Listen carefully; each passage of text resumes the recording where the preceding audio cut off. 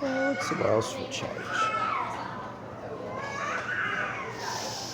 Oh, I did a live and there was an episode of Babylon 5 that concerned personality downloading. Now, it isn't a great part of the main plot as at all, but ironically, according to futurologists, and me, that might be the most believable part of the space opera. As I've talked about before, actually what's hilarious is it always journeys from the station in the programme.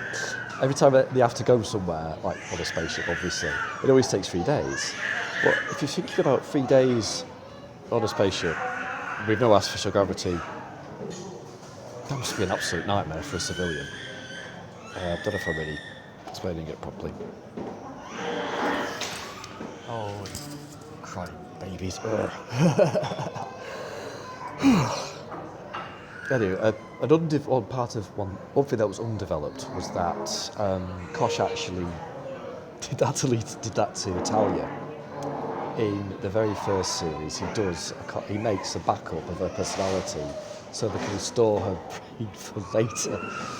Oh my god, it's quite crazy. But granted, they realistically would need some kind of invasive procedure, and the person would probably have to be already dead or in a coma, I suppose. You know. But comparing it to like Children Between Earth and Mars, Babylon 5 and Mars, which probably was more of a consideration.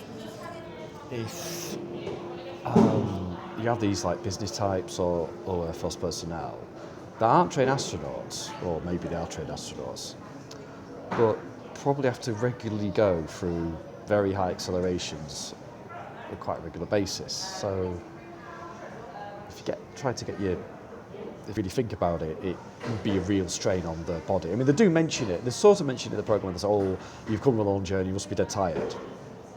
So they sort of mention it, but I'm not too convinced by it. Bit of a long rant, really.